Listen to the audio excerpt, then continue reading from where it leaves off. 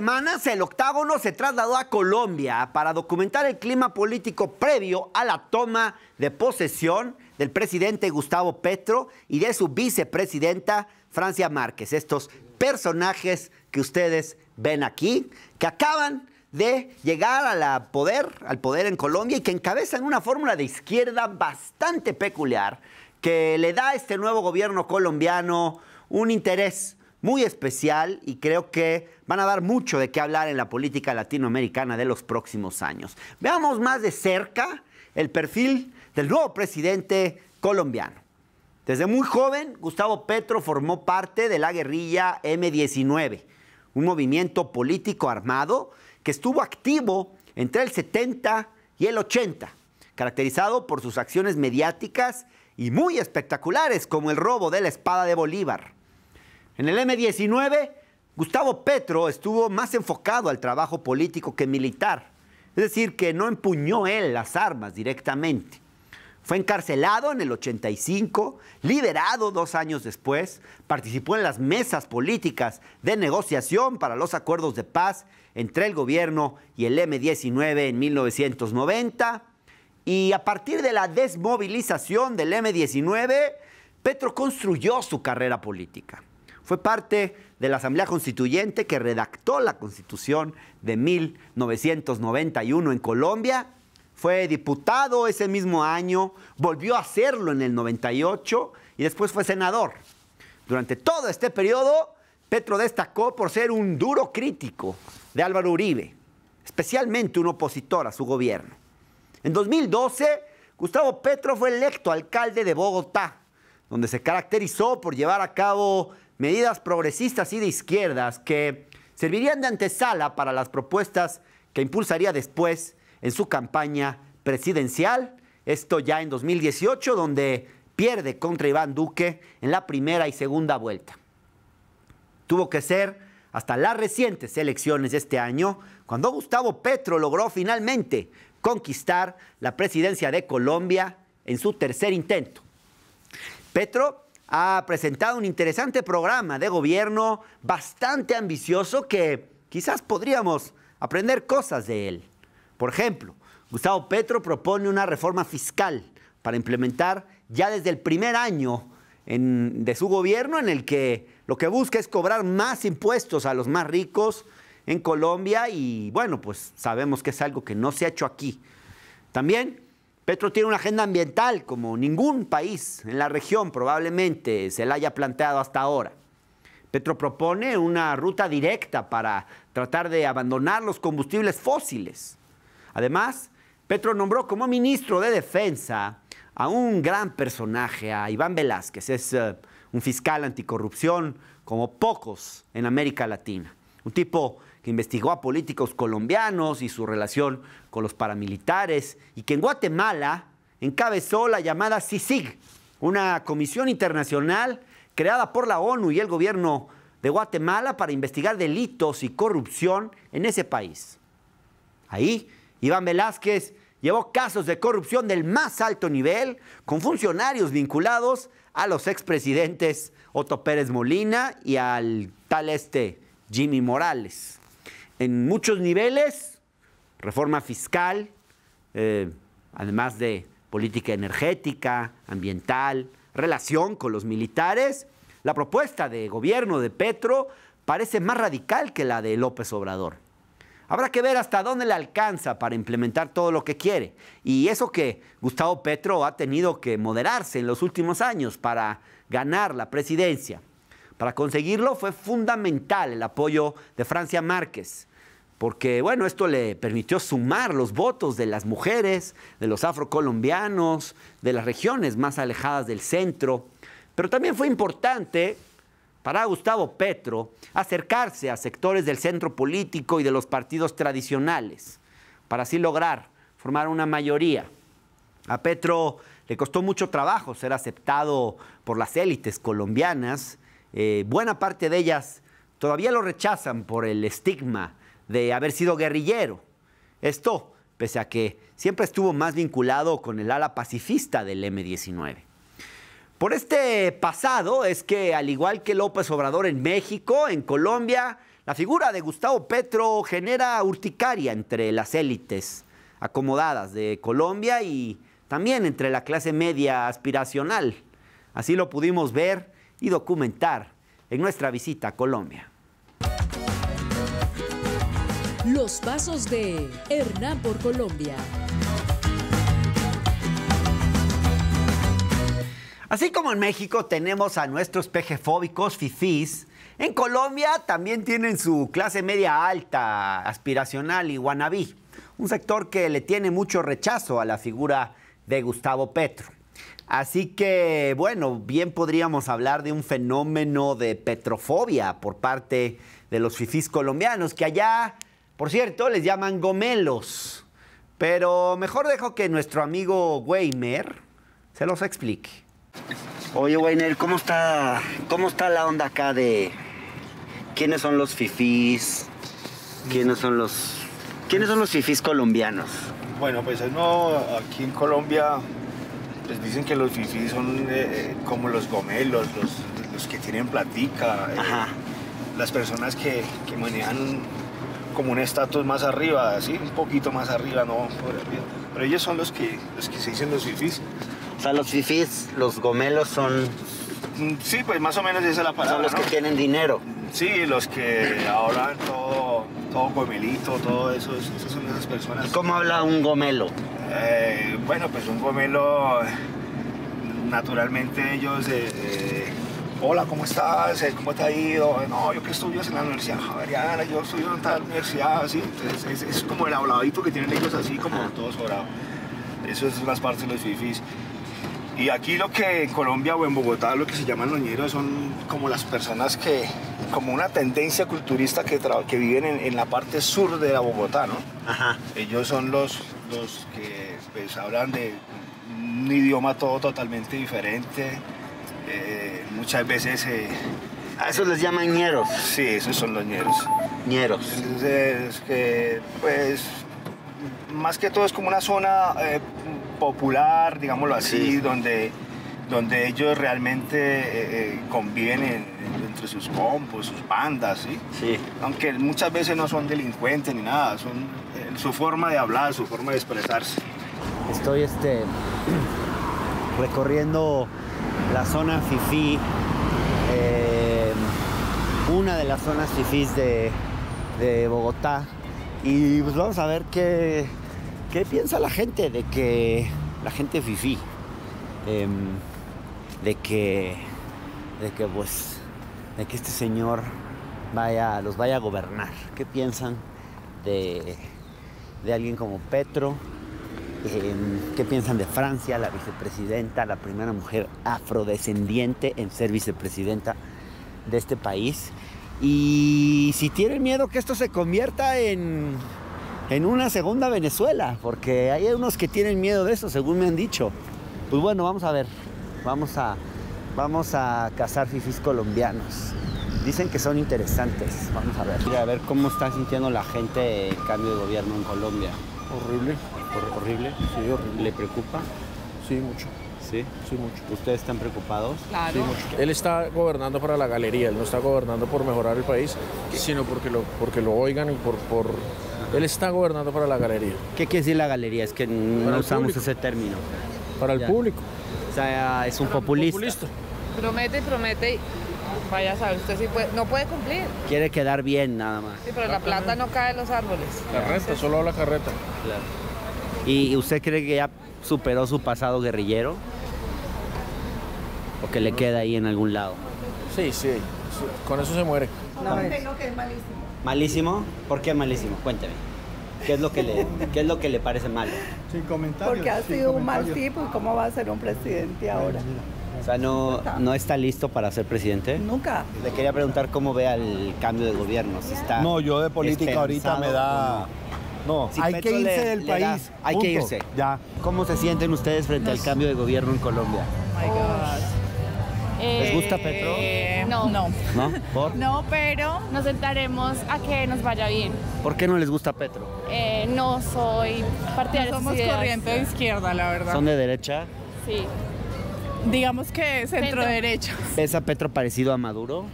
Sí, muy parecido. ¿Cómo en qué Incluso cosas? peor. Peor No, que la Maduro. verdad, no sé, es que yo sinceramente no sé mucho de política, pero Ajá. no estoy de acuerdo con que un exguerrillero sea un gobernante de un país. O Punto. sea, ¿tú crees que no ha dejado atrás su pasado guerrillero? No, no creo. Ya. No creo. Yo creo que una vez asesino, siempre asesino. Es un asesino para ti, Petro. Para mí, sí, horrible. Ya. Y ya, A ver, denos una opinión. esperar a ver qué va a pasar, porque si no, pues... Pero ¿qué es lo que más le preocupa? ¿Qué es lo que más le genera? Que daña que no la va- economía que no va- del país como vamos de bien. Y que nos va a gobernar un guerrillero, no es más. Sí, Así es. pero pero no ha superado su pasado guerrillero. No lo ha superado, no siguen las mismas. Que nos van a expropiar Y, oiga, de todo, que es artera. les van a expropiar. Oiga, pero cuénteme qué piensa de Francia, porque hay gente que dice no, pues no está muy preparada. Francia está peor que acá igual. ¿Sí? Igualito están allá. ¿Y usted, Francia? ¿A usted qué le parece? A mí Francia? me parece Si que usted no francés, ya vaya. sabe qué está pasando. No, mexicano. Vamos muy bien en la Igual economía. también la misma política de la... Que vamos muy bien en la economía y que no vayan a destruir este país. Va bien la economía. No, estamos muy bien. Pues como pueden ver, las clases medias guanafifís son muy parecidas en México y en Colombia. Ambas reaccionan con un miedo irracional a todo lo que suene a cambio político. Para tratar de entender mejor el contexto colombiano, nos acercamos a un reconocido periodista de ese país llamado Alfredo Molano, hijo a su vez de un reconocido periodista también de allá, con quien conversamos ampliamente sobre la situación política que estaba atravesando su país y sobre los miedos de las élites al cambio, particularmente sobre esta fobia tan extendida del nos vamos a convertir en Venezuela. Estoy acá con Alfredo Molano. Alfredo es periodista, escribe en El Espectador, uno de los diarios pues, más importantes de Colombia, y trabajas también para la revista Cambio, ¿no? Sí, el Espectador es el más importante, no el más grande, pero sí el más importante. Y bueno, yo quería que nos expliques un poco cómo entender el fenómeno Petro en Colombia, digamos. ¿Qué clase de izquierda es comparada con Chávez en Venezuela, con Lula en Brasil, con López Obrador en México? ¿Cómo la ves tú? Pero yo creo que Gustavo Petro es un fiel representante del populismo latinoamericano, más cercano a fenómenos como podría ser el argentino de Evita Perón, de estos populismos de los años 50 y 60. Sí.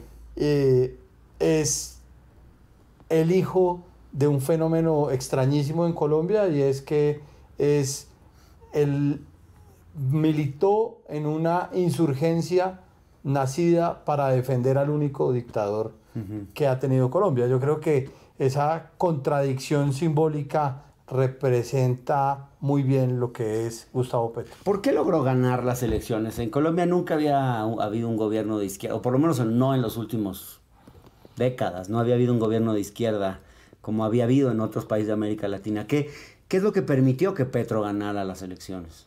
Yo creo que Petro gana porque la cuerda de resistencia de las clases populares y de las clases pobres colombianas se toteó en la pandemia.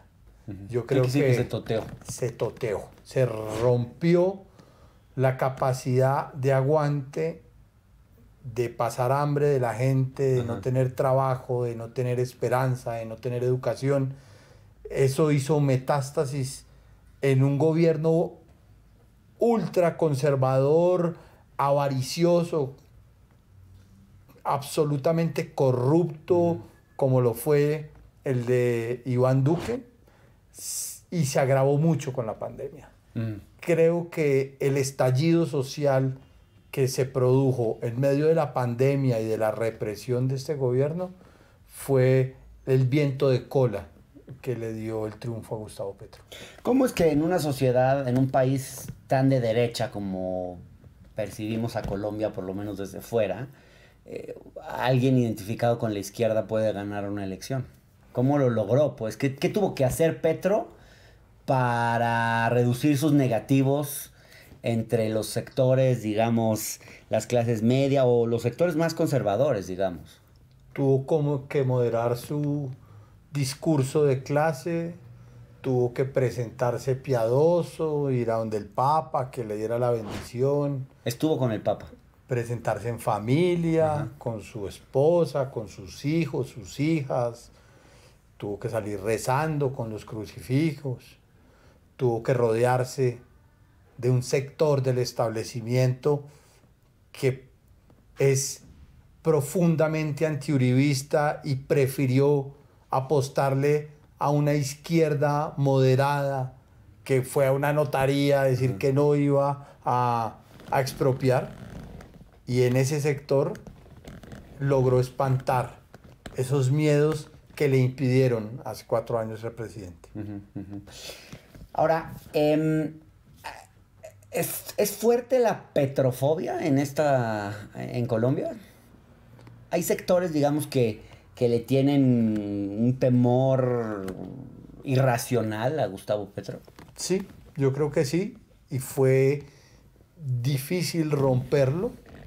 En medio de la campaña tuvo que hacer un esfuerzo muy grande con estos actos simbólicos de los que les hablo para romper esa petrofobia, pero muchos de esos votantes de Rodolfo no eran votantes de Rodolfo, sino eran petrofóbicos de la médula. ¿Y por qué? ¿Cómo son esos petrofóbicos? Esos petrofóbicos son de los que piensan que nos vamos a convertir en Venezuela como si ya no lo fuéramos.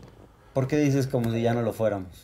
Pues porque en realidad llevamos los últimos 20 años en política, el discurso ha sido en torno a Venezuela como un ejemplo antitécnico de lo que es la política, y como si este país fuera el oasis, el Edén. Ajá. Y en realidad en muchos factores Venezuela es mucho más avanzada, mucho más equitativa, mucho más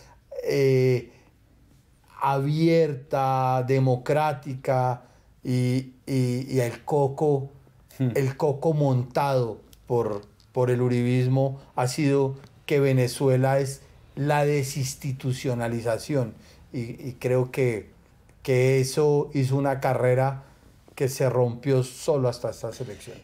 Decidimos entonces salir a ver si es cierto lo que dice Alfredo Molano sobre este miedo a convertirse en Venezuela y las reacciones de los fifís de Colombia, de los gomelos. Miren lo que nos encontramos.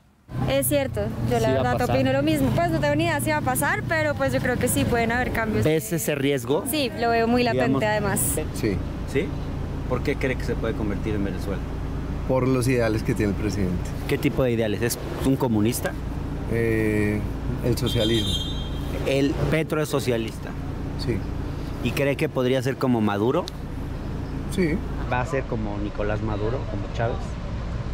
Pues no sé, tanta maldad, porque igual Colombia pienso que es más difícil devolverla así que Venezuela, porque los venezolanos están acostumbrados que el gobierno les daba mucha cosa.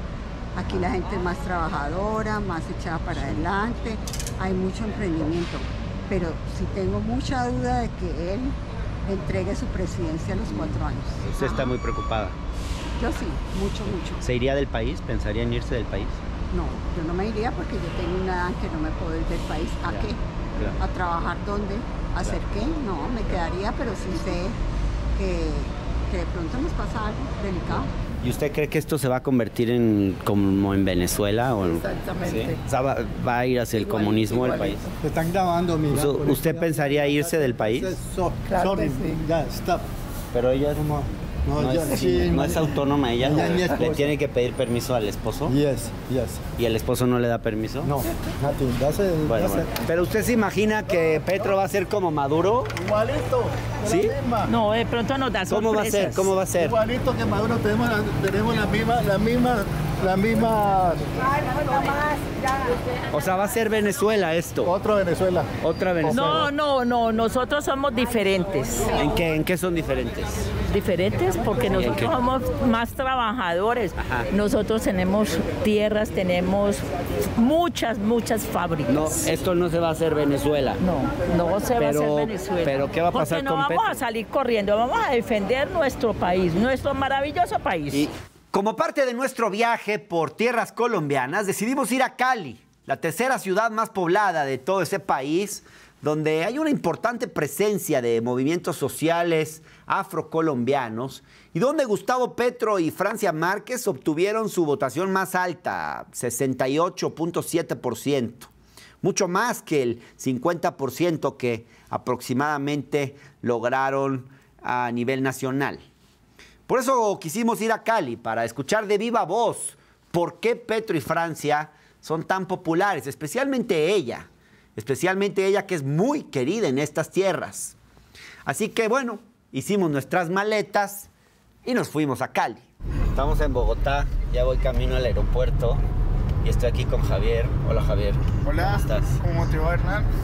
Javier me está llevando al aeropuerto, me voy a Cali y pues acá le estaba preguntando, aunque el voto es secreto, pues él ya me confesó por quién votó. Entonces le quería preguntar por qué votó, por quién votó, por quién votaste. Votamos por el cambio, votamos por alguien diferente, votamos porque estábamos cansadísimos del continuismo que teníamos con los políticos que teníamos. Y esperamos que todo este cambio realmente valga la pena. Estoy en el aeropuerto de Bogotá, ya listo para agarrar el vuelo a Cali. Es un vuelo corto, 1 hora más o menos, y allá vamos a hacer a documentar. Cali es uno de los lugares en los que Petro y Francia obtuvieron la votación más importante.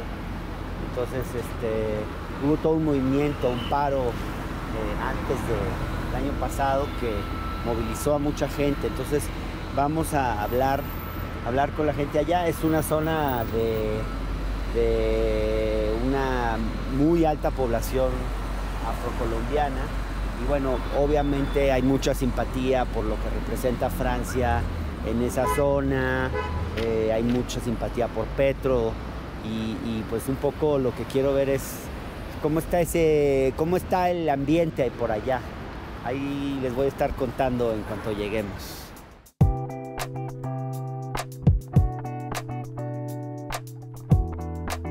Estoy leyendo un libro sobre presidenciables en Colombia, que trae un capítulo muy bueno sobre Francia Márquez. Cuenta un poco de la vida de ella. Dice que Francia nació en 1982 en una familia minera pobre y numerosa. Ella es de una zona muy pobre de Colombia. Dice que en su casa, que era en el norte del Cauca, que es la provincia esta de donde ella es, en el Pacífico colombiano, que es la zona, digamos, pues más pobre, de las zonas más pobres de Colombia y también una zona de alta población afro, que es el norte del Cauca, el municipio de Suárez. Ella viene de una familia numerosa donde todos trabajaban recogiendo maíz y buscando oro en el río Bejas o cultivando árboles frutales. Y Francia pues tenía la fantasía desde siempre de ser artista. Quería ser cantante, bailarina, actriz. Bueno, luego terminó siendo trabajadora doméstica y bueno, al final como convirtiéndose en una gran activista social, especialmente en esta zona del país donde yo estoy ahora, que es Cali y sus alrededores. Y lo que hizo que ella entrara a hacer trabajo de activista, como activista social, fue la amenaza de desviación de un río. un río pues, del cual subsistían ella y su familia.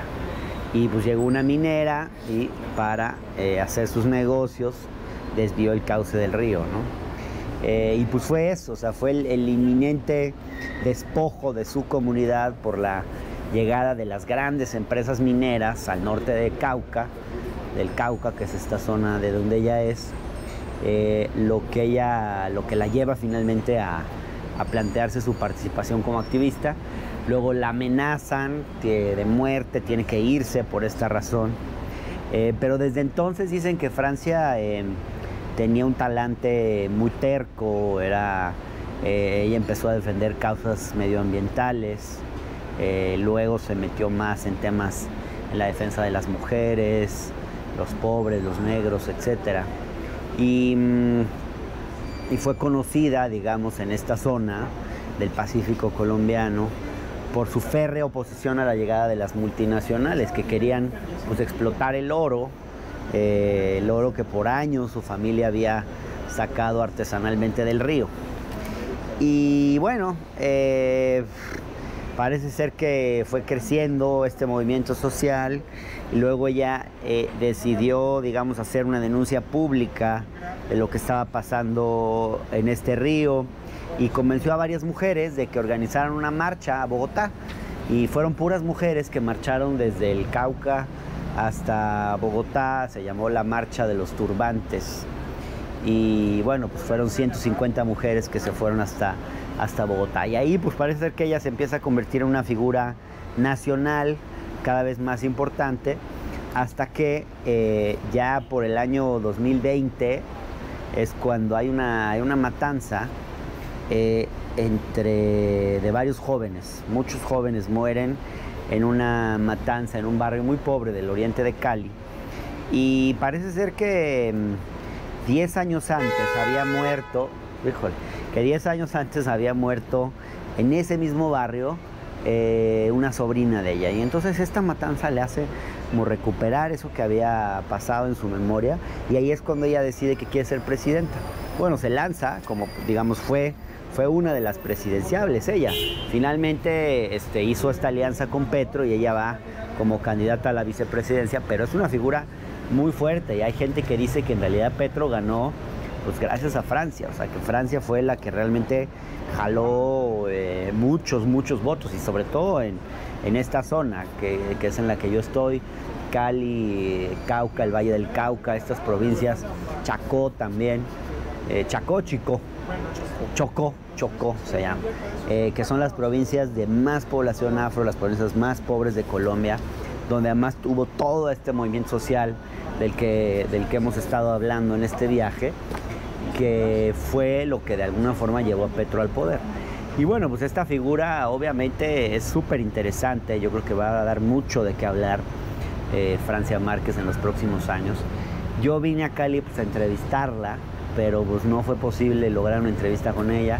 Me dijeron que nos va a dar un Zoom después de que ya haya asumido, que porque ahorita están muy ocupados, así que bueno, pues ojalá que se concrete más adelante. Francia Márquez es parte de un movimiento social y político llamado Soy porque Somos. Una frase muy linda, sin duda, que pone énfasis en la colectividad. En mi visita por Cali tuve la oportunidad de asistir a una asamblea de este movimiento y conversar con algunos activistas de esta organización. Déjenme mostrarles esto.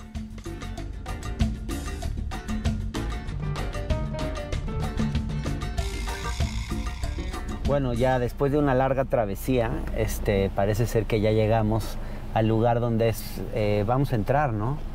Al lugar donde es la asamblea de Soy porque Somos, que es este movimiento de Francia Márquez, y parece ser que aquí están reunidos todos los... Ahí está Harrison, ya están acá. Hola, ¿te puedo hacer una pregunta? Claro. Yo vengo de México, te quería preguntar. Vámonos allá. ¿Eh? ¿Qué me querías preguntar? No, te quería preguntar qué significa para ti que alguien como Francia Márquez vaya a ser vicepresidenta de este país? No, es algo, la verdad, que se necesitaba y es un grito de victoria para el pueblo negro que siempre ha sido invisibilizado en todos sus sentidos. Está muy clara la historia de Francia, la historia de muchas de las negras de Colombia, sí, que les ha tocado trabajar de mujer casa de familia para poder sobrevivir en sus territorios, como las que van a coger oro, las barequeras, que son las que lavan oro en el río todo el día, esas mujeres bañadas en el río para coger un poquito del sustento de vida. Eso ha sido de generación en generación porque no hay oportunidad. Como puedes ver en Colombia, los profesionales negros son muy pocos. Los que han podido salir a la periferia a luchar como Francia, porque Francia salió de su territorio a luchar por un bienestar, por una transformación. Y lo más maravilloso es que ella no pensó solamente en ella pensó en toda su negramenta, como se llama. Sí. Ahora, ¿tú crees que ahora en el gobierno de Petro les están dando suficiente espacio, suficiente lugar a Francia y a la gente que está con ella? ¿O también dentro del mismo petrismo y dentro de su partido también hay racismo, también hay resistencia para que... ¿Sí? No te puedo decir claramente porque es algo que recién está iniciando. Ajá. El 7 en adelante sabemos, pero ya se está evidenciando que tenemos que unirnos, unificar fuerzas para poder avanzar en este proceso, porque se ha identificado de que los negros tenemos poca participación en el espacio actualmente. Sí. Pues el país, el mundo entero lo está evidenciando. ¿Y qué tanto es suficiente con que Francia sea vicepresidenta y ministra? ¿En qué medida esto permite combatir el racismo en Colombia? Porque es un problema estructural que va a durar mucho más tiempo, ¿no? Bueno, nosotros sabemos que no iba a ser fácil. Ajá. Sabemos que... ¿Sabían que no bastaba con llegar a una posición de poder? Claro. Y sabemos que para vivir sabroso hay que trabajar muchísimo. Ajá. La Constitución colombiana está construida con sangre y luchas. Sí. Y entre esa sangre y lucha de nuestros ancestros ha sido el producto de ser Francia Márquez hoy nuestra representación en la política colombiana. Ahora, ¿qué es esto de vivir sabroso? Vivir sabroso es un sentimiento. ¿Es vivir bien? Es vivir... ¿Es el buen vivir? Es el como en Bolivia, como en Ecuador, o es otra cosa? Cuando queremos vivir sabroso es que queremos llegar en el territorio donde está nuestro ombligo, donde nacimos. Ajá. Y queremos que los niños de generación en generación puedan andar por el territorio sin violencia, sin minas, porque antes uno se iba a coger frutos, a ir a caminar por el campo y era libre. ¿Sí? Ahora que pueden haber minas quebrapata, puede haber algún grupo armado. O sea, vivir sabroso es vivir sin miedo. En paz, tranquilidad y en dignidad, porque a nosotros nuestros mayores nos enseñaron a respetar, al respeto. Ajá. Y cuando tú entras al territorio y cometes actos de violación con las comunidades, es un irrespeto. Entonces, partiendo de que ese irrespeto no nos permite vivir sabroso, y ese irrespeto que hace el gobierno nacional actual, que ya está dejando Iván Duque, fue un irrespeto cuando dijo voy a hacer trizas la paz. Quiso decir voy a destruir la felicidad de todos los negros y negras de Colombia. De verdad. Claro. Bueno, gracias, Ok, gracias. Placer.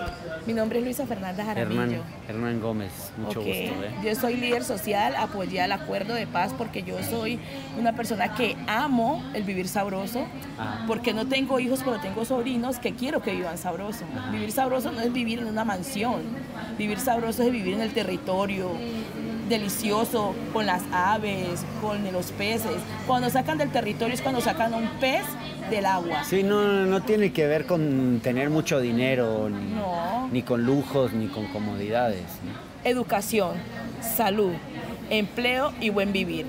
Eso está contemplado en la Constitución Política de Colombia y a nivel mundial. Entonces, eso es vivir sabroso.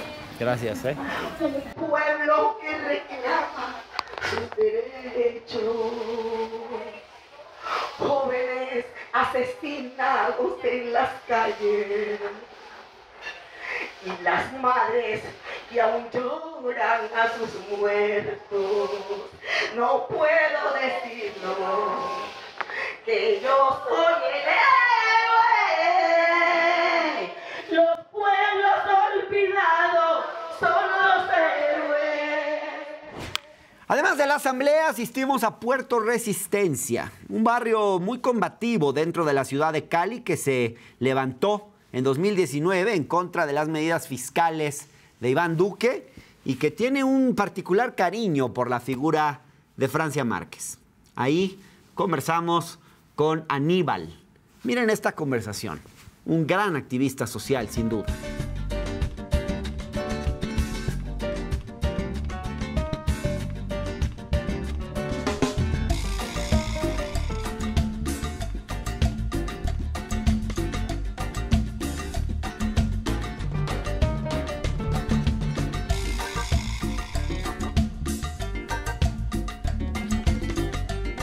Aníbal, mucho gusto. Mucho gusto. Oye, Aníbal, bueno, esto donde estamos se llama Puerto Rellena, ahora se rebautizó como Puerto Resistencia. Y a mí me mandaron aquí porque me dijeron que era un lugar emblemático de lo que ha pasado en Colombia en los últimos años. Que en 2020 hubo un movimiento muy grande de movilización aquí, que hubo barricadas, que hubo mucha violencia, por el tema de la reforma tributaria que quería hacer Duque, ¿no? Sí. A ver, cuéntame un poco esa historia. El movimiento ya se creó en el 2019, el 21 de noviembre. Ya. Con el primer cacerolazo y hubieron una serie de colectivos que ahí en la mitad se sentaron, hicieron una rueda e hicieron la cacerola. Ahí, desde ahí ahora está este monumento. No, donde está la carretera. Ya. Ahí hicieron un círculo gigante, un cacerolazo. Sí. Y en el 2019 arranca el proceso y arranca esto a resignificarse, a renombrarse como Puerto Resistencia. Ya, entonces se deja la R porque la R es resistir, persistir. ¿A qué han resistido aquí? Aquí hemos resistido. No solo ahora. Esta es una zona donde se resiste. Se resiste para comer 3 veces al día, se resiste para conseguir un salario mínimo, se resiste para conseguir equidades, igualdades para la educación, para el desarrollo social, se resiste por conseguir unos zapatos, pero se resiste de la mejor manera, con cultura, con trabajo. Hay un tema que dice todo regalado y aquí no queremos nada regalado, queremos que nos den la oportunidad de trabajar. ¿Y este monumento tan bonito que hay acá, qué simboliza? Bueno, el monumento a la resistencia vamos a ver se alza el 13 de junio del 2021. Sí. Mide 10 metros. 10 metros, tiene un espesor de 26 centímetros. Sí. Aproximadamente pesa entre 2 y 3 toneladas. Y resignifica todo lo que fue la lucha social de antes, de ahora y del futuro. ¿Y quiénes son todos los personajes que aparecen? Todos los escudos jóvenes, son ¿no? jóvenes caídos. Jóvenes que... En la protesta social. Que fueron reprimidos por el gobierno. Por el gobierno, sí señor, por el Estado. Nosotros le decimos a eso el espacio de memoria viva. Porque no solamente son jóvenes, por ejemplo, ahí está Jovita Osorio, que era una de las señoras del norte del Paso del Aguante. Ahí está el compañero Lucas Villa, que es de otra ciudad. Ahí está la compañera Alison, que es de Popayán. Sí. Entonces, más que como tomar solo lo de nosotros, es como tomar lo de todos. Sí. Lo de todos. Sí. Colombia es muy grande y yo creo que la lucha social que vivimos a diario en nuestro país, como te decía ahora, el resistir. Sí. El yo salir y ponerme mis zapatillas y saber de que tengo que ir a trabajar, eso es ya de resistir. Aníbal, para ustedes, ¿qué representa el triunfo de Francia Márquez y de Petro? Pero en especial de Francia, porque Francia es del Cauca, es de muy cerca de aquí y ha vivido aquí, ¿no? 2 cosas. Francia Márquez Mina estuvo aquí en el centro cocinando con nosotros. ¿Aquí estuvo Francia? Sí, ella en el paro. O sea, es compañera. Es compañera de lucha. De pronto no nos reconoce a muchos, porque de pronto muchos en ese momento estábamos en otras actividades dentro del cierre de los bloqueos, pero muchos sí nos acordamos de ella y de antemano le decimos que muy bacano cuando vino acá, sin, digámoslo así, sin ser nadie, a compartir con nosotros. ¿Tú estás esperanzado de que van a cambiar las cosas en el país? De que para los barrios digamos, los barrios populares, zonas como estas? ¿Crees que va a haber cambios importantes? Primero el cambio empieza por nosotros. Ajá. ¿Y cómo empieza? Apropiándonos de todo. Ajá. Hay que ser participativos políticamente. Ya. Hay que incidir. O sea, entonces, no nada más ellos lleguen al poder. No es nada más. Es el momento de que nosotros, desde nuestro territorio, nosotros los jóvenes que nos hacemos aquí, tenemos que entrar a esas juntas de acciones comunales que inciden en nuestros barrios, que inciden en nuestra vida. Tenemos que entrar a esos espacios sociales, en donde todo es un proceso, en donde todo va paso a paso, año tras año. Nosotros no le estamos pidiendo al Estado que nos dé nada regalado, vuelvo y te lo digo. Vivir sabroso no es decir que nos van a dar las cosas regaladas. ¿Qué es vivir sabroso? Vivir sabroso es poder tener las mismas igualdades y equidades dentro de un mismo sistema, porque el sistema nos oprime. Aníbal, muchísimas gracias. A ti muchas gracias. Un gusto conocerte. Y no, chévere que vengan. Que vengan a Cali, muy que bonito. Conozcan el Monumento a la Resistencia. Sí, la verdad que sí, vale la pena. Hay 3 en su Si vienen a Cali, no se lo pierdan.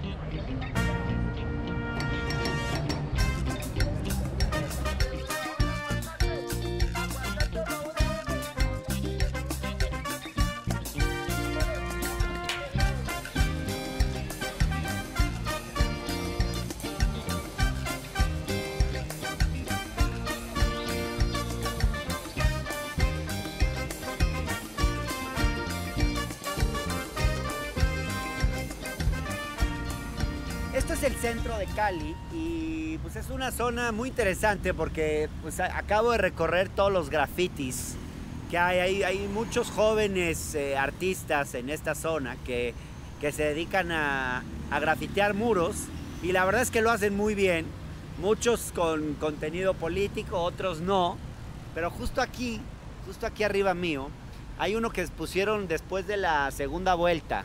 Él es personaje siniestro llamado Rodolfo Hernández, ultraderechista, que es como el Bolsonaro o el Trump colombiano, que bueno, bajita la mano, pues ganó la primera vuelta de la elección y después de eso, porque él decía que no era ultraderecha, él decía que era de centro, ¿no? Y bueno, ganó la primera vuelta y en la segunda vuelta, lo patético es que toda la derecha colombiana lo apoyó para que no ganara la izquierda. Aún así no lograron su cometido, pero ahí se puede ver cómo en los pies Rodolfo Hernández tiene la imagen de Uribe. Es un poco quien lo hizo, pues un poco nos quería decir, pues este personaje, pues en el fondo es Uribe, ¿no? Aunque él nunca se deslindó del uribismo, pero obviamente pues el uribismo lo apoyó y bueno, aún así no pudo ganar.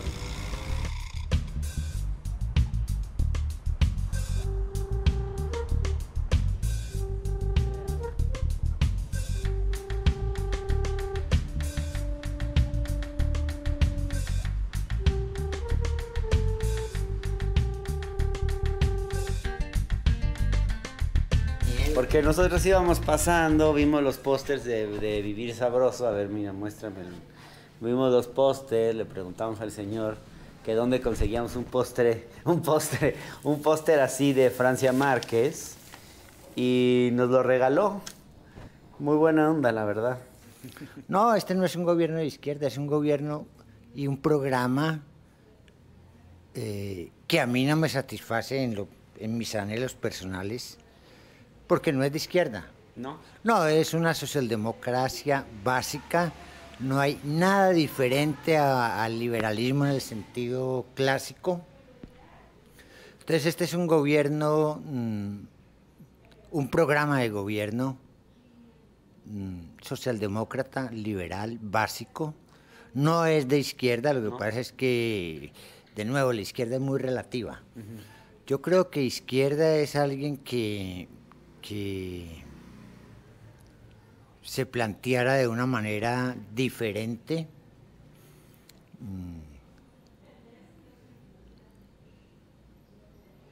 la racionalidad económica. Pero bueno, aceptemos en gracia de discusión que sea de izquierda y... Bueno, pero está insisto, proponiendo reforma agraria, no es, reforma fiscal, claro. Esas cosas sí son...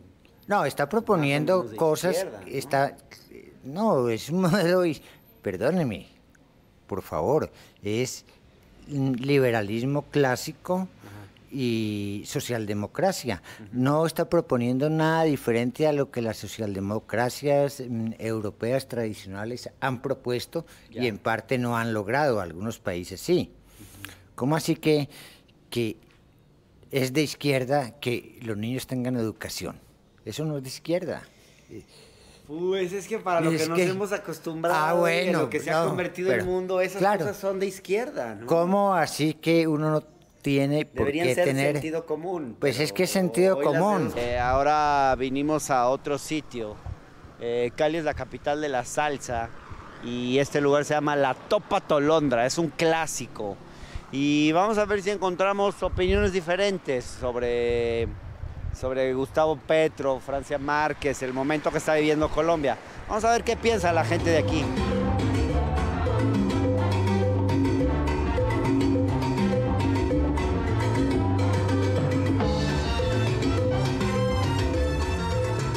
¿Qué representa para alguien de Cali Francia Márquez? ¿Para ti qué representa Francia Márquez? Pues para mí como persona afro representa la oportunidad de demostrar ante una sociedad elitista, clasista y racista que el hecho de provenir de un origen humilde o considerado popularmente como inferior no nos impide llegar a cargos de dirigencia política grandes. Entonces, pues de alguna manera, sí o sí, para una persona afro como yo, de Cali, representa algo muy importante. ¿Y Petro? No, pues Petro es una figura política de hace mucho tiempo aquí en Colombia, entonces realmente Petro para mí representa no el cambio, sino la oportunidad de cambio. O sea, Petro no es el cambio, Petro es un político, y como cualquier político, pues tiene comportamientos de político que generalmente no van de acuerdo a lo que la gente realmente, o la gente de a pie o la gente de la calle siente. Pero pues digamos que uno entiende que para poder llevar a cabo ciertas políticas o ciertos proyectos sociales y ambientales, pues se requiere ser un político, y Petro es eso, un político. Claro. ¿Tú crees que de alguna forma Petro ganó gracias a Francia Márquez? Pues no ganó gracias a Francia Márquez, pero el hecho de que Francia Márquez estuviera en su equipo sí llevó a que una gran cantidad de personas votaran por ellos dos. O sea, no Francia, sino el acompañamiento, la dupla hizo que... O sea, fue un buen equipo. Exacto, exacto. Porque Francia sola no hubiese ganado y Petro solo no hubiese ganado. Gracias. Como pueden ver, Francia Márquez es muy querida por los sectores populares, pero veamos qué opinan de ella los fifís colombianos, los gomelos, pues. Oiga, ¿y qué le parece esta señora Francia Márquez? ¿Usted la ve lista para ser vicepresidenta, para ser ministra? No, qué pecadito, me da mucho pesar, pero ella no está preparada para ser vicepresidenta, para nada. ¿Por qué? Porque ¿qué le faltaría para poder ser vicepresidenta? Uy, le falta todo. Le falta preparación intelectual, preparación como persona. ¿Su aseo personal? No, pues un poquito, aseo, apariencia física. Como su apariencia física, aseo no, porque pues eso no se sabe. Pero la apariencia física es pésima. ¿Cómo la ve la apariencia? Como muy... Pues... No, nosotros no estamos acostumbrados a eso. Ella podía estar diferente, hablar diferente. Supuestamente, si es una persona que tiene una educación superior, como dice, uno no se expresa de esa manera tan rudimentaria. Es muy rudimentaria su manera de expresarse. Total. Oiga, y digamos el hecho también porque pues, ella era trabajadora doméstica, ¿no? Eso no se quita tan rápido, ¿no? Pero uno tiene que nombrar una vicepresidenta que esté preparada para manejar un país, porque Petro no está libre de que de pronto le pase algo, es que se enferme, que le dé un cáncer, y esa es la persona que lo va a reemplazar. Claro. Bueno. Entonces es grave. Hijo, como pueden ver, al igual que en México, el racismo y el clasismo de los fifís y los gomelos suele venir disfrazado de argumentos del tipo: es que le falta preparación, le faltan doctorados, le falta experiencia. Así ha quedado demostrado con Francia Márquez en Colombia, igual de lo que hace unos días decían, por ejemplo, de la nueva secretaria de Educación, Leticia Ramírez, o de lo que han dicho de May o de muchos otros personajes de la 4T. Pero bueno, como también han visto en este amplio reportaje, hay muchas personas que se sienten representadas por Francia Márquez y esperan que este gobierno logre cambios importantes. Los dejo ahora con dos muy buenas entrevistas que pude hacer allá en Colombia para cerrar nuestro análisis del momento político que está viviendo Colombia y cómo se inserta esto en el contexto latinoamericano. Una de estas entrevistas es con el conocido integrante del Pacto Histórico, que pues es esta coalición de partidos y movimientos de izquierda que llevó a Petro al poder, Marcelo Caruso Azcárate. Y la otra es con nuestro amigo, el politólogo español y ex integrante de Podemos, Juan Carlos Monedero. Bueno, acá estoy con Marcelo Caruso Azcárate, que Marcelo es integrante del Pacto Histórico, esta agrupación de varios partidos progresistas de izquierda, la mayor parte de ellos, que llevó a Petro al poder, y además es columnista del diario El Espectador, que es uno de los periódicos más importantes de Colombia. Marcelo, ¿qué importancia tiene en un país como este que haya ganado la izquierda? O no sé si consideres a Petro de izquierda, luego hay quien no lo considera así. No, Gustavo ha recorrido, bueno, primero muchas gracias. Gracias a ti. Buenas tardes y a todos tus admiradores en estos programas y admiradoras. La verdad es que, primero, Gustavo es un hombre que viene de un movimiento que fue el M19, ajá, que fue una ruptura de la izquierda, digamos, un conglomerado de gente que había estado en la izquierda, sí, y partió un poco influenciado por la revolución sandinista de una propuesta nacional antiimperialista. Sí. Sin negar eso, pero entendiendo que el nivel del país no daba para plantearse aquí una propuesta socialista, como en general lo había hecho la izquierda y las otras insurgencias.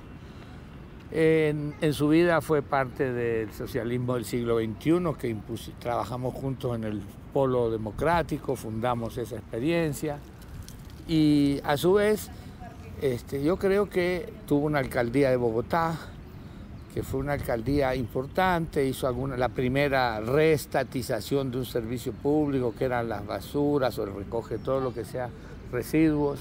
Decía alguien con quien hablaba hoy, si quieres vamos caminando, decía alguien con quien hablaba hoy que en el gobierno de la alcaldía de Bogotá, Petro era muy confrontativo, o tenía un discurso muy de lucha de clases, que ahora, para ganar la elección, ha ido como moderando ese discurso. ¿Tú coincides en eso? No coincido en eso. ¿No ves a un Petro más moderado? Veo un Petro mucho más inteligente y golpeando donde hay que golpear. ¿Dónde hay que golpear? ¿Dónde está golpeando Petro? Primero está golpeando en lo que es, digamos así, un ministro de Defensa que es el conocido, fue el que metió preso en Guatemala hasta el presidente. Iván Velázquez. Iván Velázquez. Sí. Y que es un llamado a un ejército que está, por un lado, hay sectores que pretenden defender derechos humanos y hay otros que están penetrados por el paramilitarismo, que es corrupción. Sí. Y este hombre va a frenar esa corrupción que se vuelve, que inicia política, pero también es con narcotráfico. Y algo que ha pasado en México también, cuando tú metes al ejército en la lucha antinarcóticos, se lo tragan o lo penetran. Ahora, digamos, pareciera el de Iván Velázquez un nombramiento un poco para provocar al ejército, ¿o no? No, es pisar firme de entrada. Yo recuerdo que Andrés Manuel dijo que él inicialmente no iba a tomar las medidas más importantes, sino que a los 2 años. Sí. Y a los 2 años nos quedamos sin mayorías en México suficientes. Él ha entrado haciendo los temas más importantes. La reforma tributaria, que es golpeando a los de arriba, bien progresiva. Sí. Una propuesta de reforma agraria, que es la implementación del acuerdo de paz, pero más allá de eso. Y bueno, ya hay reformas que van a seguir, una reforma política que en muchos aspectos aquí es fundamental. Hay varios progresismos hoy en discusión. Ya hay gente que dice, está el de Boric, bueno, ni hablar del de Castillo, que no fue capaz hasta ahora de salir de ese encierro que le hacen a todo el que se presenta como progresista. Castillo en Perú. En Perú. Pero el progresismo de Petro ya no lo están saludando tan felices los sectores de la derecha que entienden que es bueno que se haga cargo de esta crisis global y desempleo. Alguien progresista, que él pague los costos y después volvemos nosotros. Y la posibilidad y la apuesta es ir más allá, no es tan sencillo. Es un momento de esperanza en Colombia. O sea, tú estás entusiasmado. Es un cuarto de hora muy bello que no se esperaba tan abierto, tan social, sí, que puede implementar el acuerdo de paz, que es un paso también para atraer a las otras insurgencias y pacificar este país. Y sí, claro, hemos llorado, no creíamos que iba a pasar esto.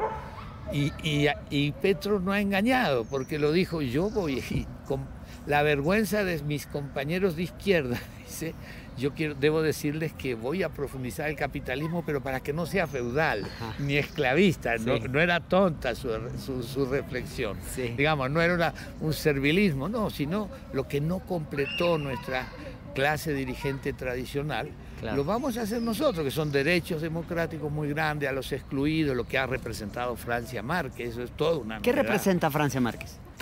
Aquí le llaman los nadies, que es, pero en el fondo es todos los sectores más empobrecidos, inicialmente el sector pacífico, pero no es solo los afro, y mismo el movimiento de ella, que se llama Soy porque somos un colectivo, si no, no puedo ser. Eso es una de las cosas más interesantes. Las mujeres, todas, se volcó la votación de las mujeres y de los jóvenes gracias a Francia Márquez. Juan Carlos, qué gusto verte otra vez, platicar aquí un rato, aunque sea. Un placer. La conversación que tuvimos en la octava a la gente le gustó mucho. Sí. Oye, pues, ¿cómo ves este momento que está viviendo Colombia? Es pues, el primer gobierno de izquierda en este país desde hace 70 años, por lo menos, ¿no? Desde Jorge Eliezer Gaitán.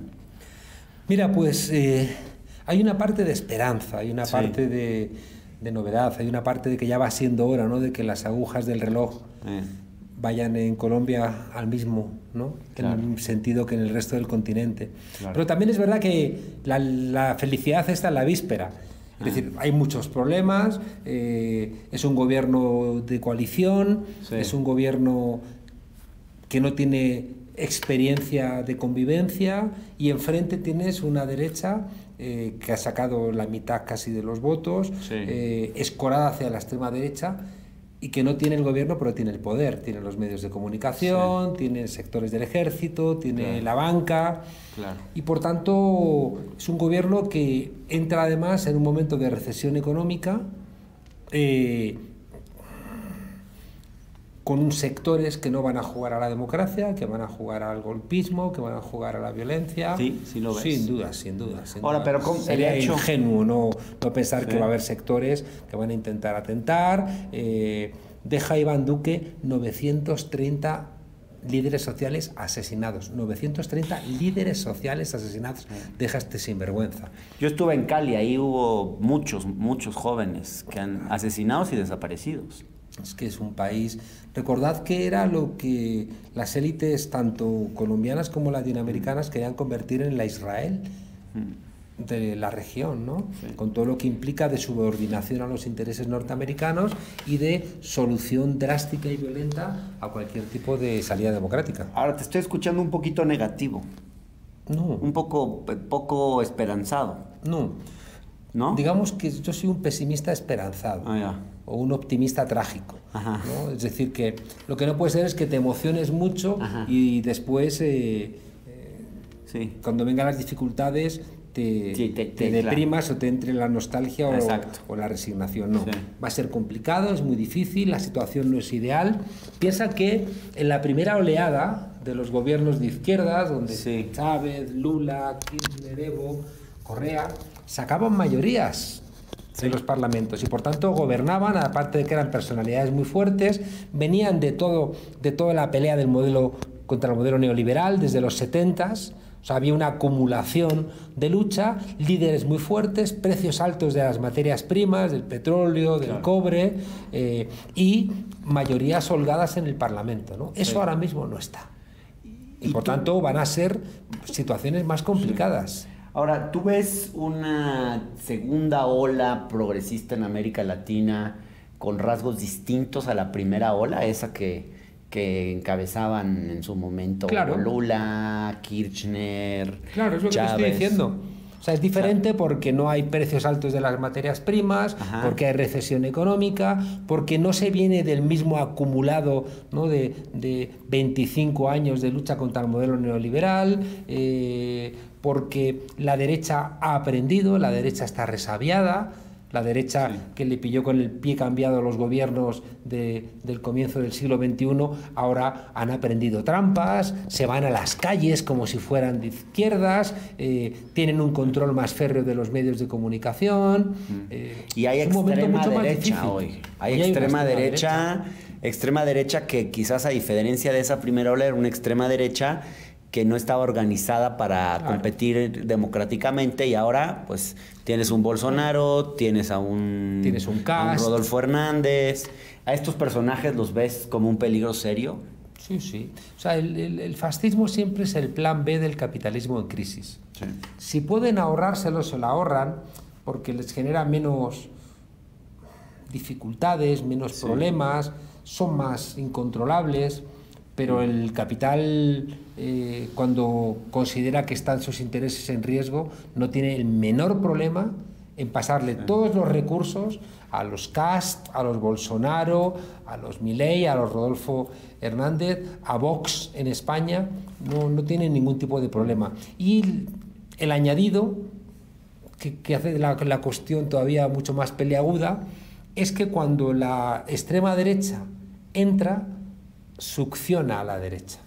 Y por tanto lo que hace es generar un conjunto, bueno, que al final la democracia cristiana desaparece en Chile y la protagoniza, ese ámbito lo protagoniza Cast, un tipo que defiende el pinochetismo, las torturas o cualquier otro tipo de barbaridad, o Bolsonaro, ¿no? ¿Dónde está Fernando Henrique Cardoso? ¿Dónde está toda esa derecha un poco más sensata que había en Brasil? Desaparece y es succionada por la extrema derecha.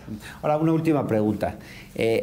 Yo veo, por ejemplo, comparo el programa de Petro con el de López Obrador, y sí siento que en algunas cosas Petro estaría más a la izquierda. O sea, veo, por ejemplo, todo este tema del medio ambiente, lo veo muy fuerte. Veo mucho este tema de redistributivo. O sea, se está planteando una reforma agraria, se está planteando una reforma fiscal, cobrarle impuestos a los más ricos. Eso no se lo planteó López Obrador en su momento. Y al mismo tiempo, con un balance de fuerzas menos favorable que el que en su momento tuvo López Obrador. Ahí también depende con quién tengas que negociar para ganar. Petro ha tenido que realizar menos negociaciones y por tanto tiene que rendir menos cuentas, ¿no? Mientras que López Obrador, bueno, pues un país más complicado, hubo que hablar con más sectores, y yo creo que sobre todo en esta primera etapa, bueno, había que solventar otros asuntos antes que entrar en elementos que Petro sí que puede hacerlo, como por ejemplo la reforma tributaria, que es esencial en un país donde los ricos no pagan impuestos y por tanto no hay una base fiscal para redistribuir la renta. Recordemos que es que venimos de, pues eso, desde el 48, que es cuando asesinaron a Jorge Eliezer Gaitán, estamos hablando de 75 años casi de gobiernos de una derecha que no rendía cuentas a nadie, ¿no? Y que por tanto hay una transición. Hay una transición. Yo creo que tienen que aprender de la transición española para no ceder determinadas cuestiones que lo único que hacen es para limitar la capacidad de la izquierda. Tienes que negociar con los poderes fácticos, y sí que creo que aquí va a haber una realidad que decía Vázquez Montalbán para España, que en vez de pensar la correlación de fuerzas hay que pensar la correlación de debilidades. Es decir, que el grupo de Petro y Francia ha ganado, pero no tiene tanta fuerza como para poder imponer cosas, por eso ha planteado el gran acuerdo nacional y por eso ha pedido el apoyo de los conservadores, de los liberales, de los verdes, ¿no? La causa R, de los diferentes partidos que que lo adversaron, porque cree que en este primer momento hace falta un gran acuerdo nacional, porque ahí va a seguir estando el uribismo enfrente, van a seguir estando los paramilitares, los narcos, sectores del ejército, y por tanto es un momento de inteligencia, no de un momento de ley de punto final, no es un momento de ceder, se han ganado las elecciones y por tanto hay derecho, ¿no?, a gobernar, porque lo ha reclamado un pueblo que se echó a la calle, ¿no?, para defender el paro nacional, en contra también de reformas fiscales que golpeaban a los más humildes, y por tanto, bueno, pues va a haber una confrontación que espero que sea pacífica. Tiene como ventaja Petro que no está solo, es decir, que ahí también está Lucho Arce, ahí va a estar Lula, que va a ser, creo que, muy importante, ahí está López Obrador. Es muy importante el giro que dio López Obrador hacia el continente latinoamericano, ¿no? Es decir, que Marcelo Ebrard se ha quejado de la decisión del Parlamento peruano de no dejar venir a Castillo. Es decir, México ha vuelto a mirar, ¿no?, América Latina, y eso va a ayudar mucho a los procesos democráticos. Y no pasó desde el principio del mentira, gobierno. he dicho que era la última. Ya terminamos. No pasó desde el principio del gobierno de López Obrador. No, no. O sea, yo creo que López Obrador decía que la mejor política exterior era la política y se fue interior. dando cuenta que el tema le daba, no sé qué pasó, pero algo cambió ahí. Yo creo que ha habido dos grandes puntos de inflexión de López Obrador que son para mí hermosísimos. Uno es darse cuenta de que la continuación de la 4T va a depender de Morena, es decir, del partido, porque en un sexenio tú no cambias, ¿no?, un país, y necesitas que haya una continuidad, y la continuidad te la da el partido. Y creo que el esfuerzo que están haciendo para hacer de Morena realmente un partido, un movimiento, ¿Lo ves bien?